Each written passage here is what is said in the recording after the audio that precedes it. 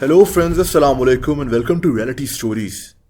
दोस्तों, नागा पर्वत दुनिया का 9वां ऊंचा तरीन पहाड़ है। ये पहाड़ 27 समंदर से 26,660 फीट ऊंचा है। ये पहाड़ हमारे मुल्क पाकिस्तान में है, गिलगित बल्तिस्तान में। नागा पर्वत के मुतालिक एक और इंटरेस्टिंग बात है, और वो ये है कि ये पहाड़ हर साल ऊंचा हो रहा है, बल्कि इसका नाम गिनीज वर्ल्ड रिकॉर्ड्स में भी है, क्योंकि ये हर साल दुनिया में सबसे तेजी से ऊंचा होने वाला पहाड़ है। दोस्तों, नागा पर्वत को द किलर माउंटेन भी कहा जाता है। इसकी वजह यह है कि इस पहाड़ को सर करने की कोशिश में कई लोग मारे जा चुके हैं। ये कहानी एक ऐसे ही अफसोसनाक वाकये की है। दोस्तों, नागा पर्वत को यूरोपियन कोपहमाओं में से किसी ने दरियाफ्त किया था। 1895 में नागा पर्वत को पहली दफा सर करने की कोशिश की गई। उस वक्त एक मशहूर माउंटेनियर था, यानी कोपहमा होता था। इसका नाम एल्बर्ट ममरी था।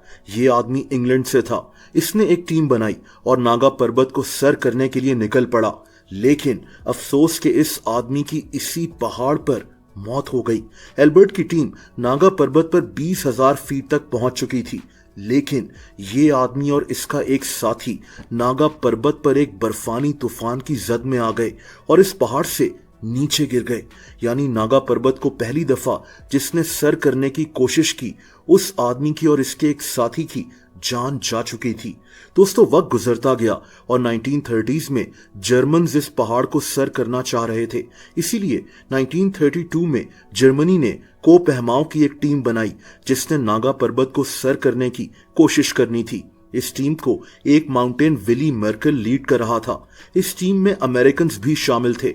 ये सब दुनिया के 9वें ऊंचे तरीन पहाड़ को सर करने के लिए निकल पड़े। लेकिन दोस्तों, यहाँ एक बहुत बड़ा मसला था। वैसे तो ये सब बहुत माहिर कोपहमा थे जो कई ऊंचे पहाड़ों को सर कर चुके थे, लेकिन नागा पर्वत को सर करना आसान नहीं था। इस पहाड़ को सर करने के लिए इनकी कोई प्लानिंग ही नहीं थी। इनके पास सामान उठाने के लिए पोर्टर्स की भी कमी थी। पोर्टर्स वो लोग होते हैं जो इन कोपहमाओं का सामान उठाकर इनके साथ चलते हैं। ये आज से 100 साल पहले की बात है। उस वक्त तो नागा पर्वत तक पहुंचना ही एक बहुत मुश्किल काम था। दोस्तों, उन दिनों वहां मौसम भी शदीद खराब था और इसीलिए ये टीम नागा पर्वत के ऊपर चढ़ी जरूर, लेकिन बहुत जल्द विली मर्कल और इसकी टीम वापस उतर गए।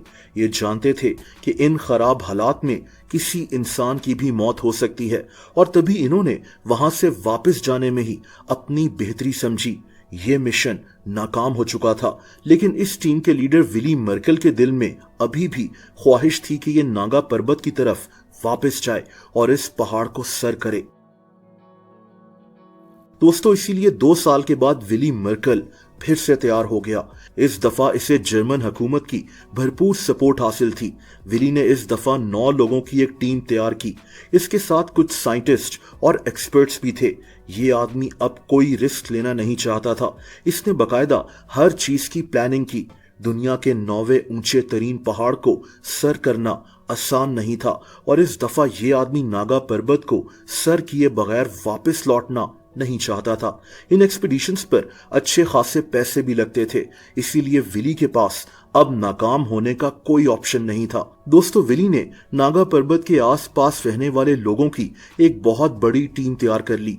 ये कई 100 लोग थे। ये सब पोर्टर्स थे जिन्होंने विली और इसकी टीम का सामान उठाना था। असल में उस दौर में नागा पर्वत तक पहुंचना ही एक बहुत बड़ा चैलेंज था।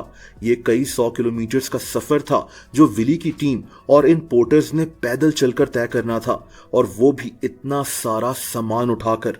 ये लोग कई दिनों तक चलते रहे।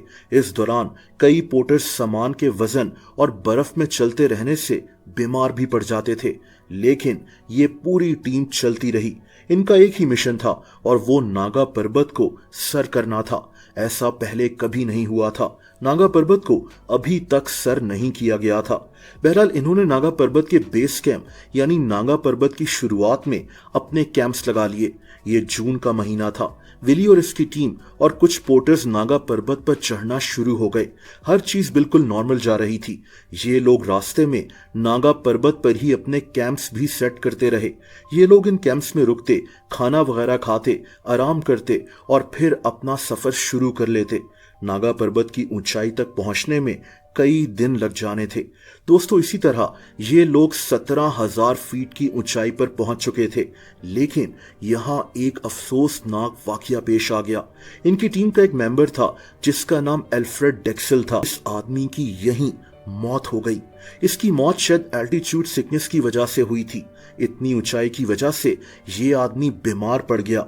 असल में जब इंसान इतनी ऊंचाई पर जा रहा होता है तो एयर प्रेशर कम होना शुरू हो जाता है। हमारा जिस्म सतह समंदर के एयर प्रेशर को हैंडल करने का आदी है।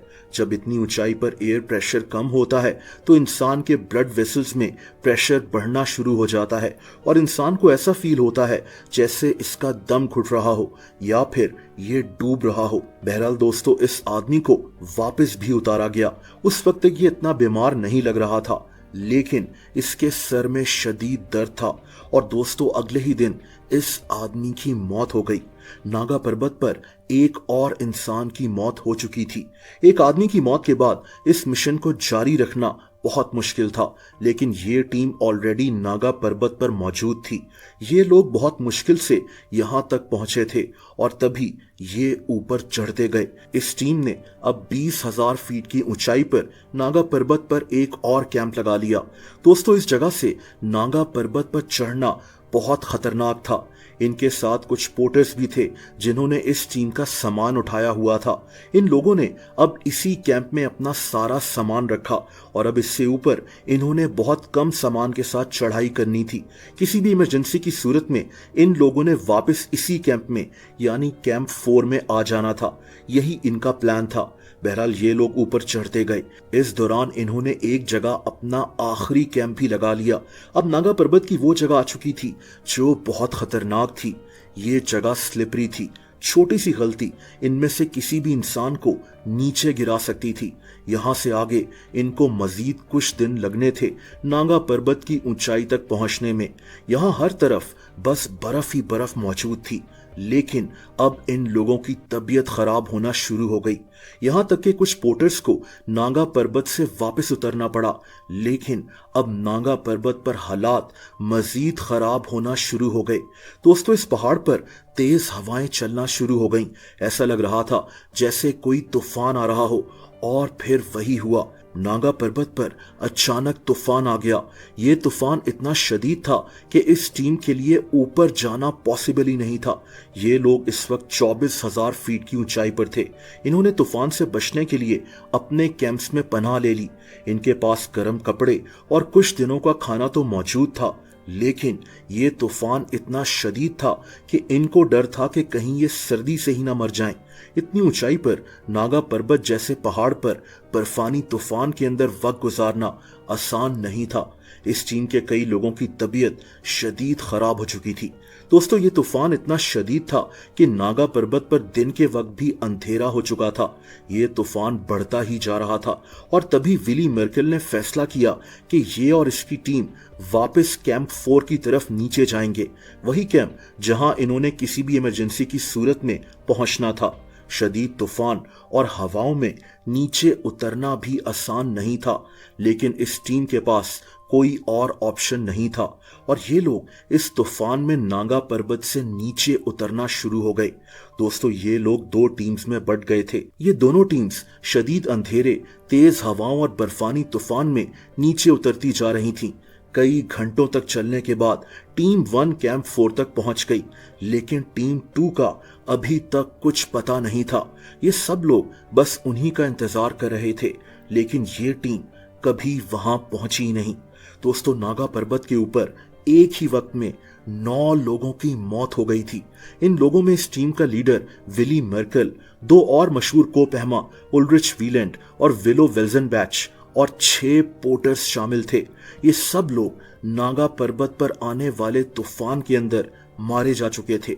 इनकी मौत एग्जैक्टली किस वजह से हुई ये कोई नहीं जानता। ये एक बहुत बड़ा सानेहा था। एक साथ एक ही टीम के 9 लोगों का पहाड़ पर मारे जाना कोई मामूली बात नहीं थी।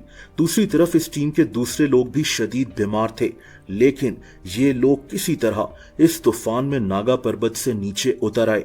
लेकिन इनके टोटल 10 साथी इस पहाड़ पर चढ़ते हुए अपनी जान गंवा चुके थे।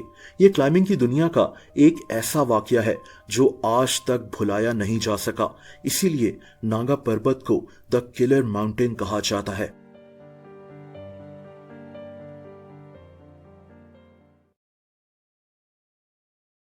दोस्तों, अगर आप मुझे इंस्टाग्राम पर फॉलो करना चाहें तो उसका लिंक नीचे डिस्क्रिप्शन में मौजूद है।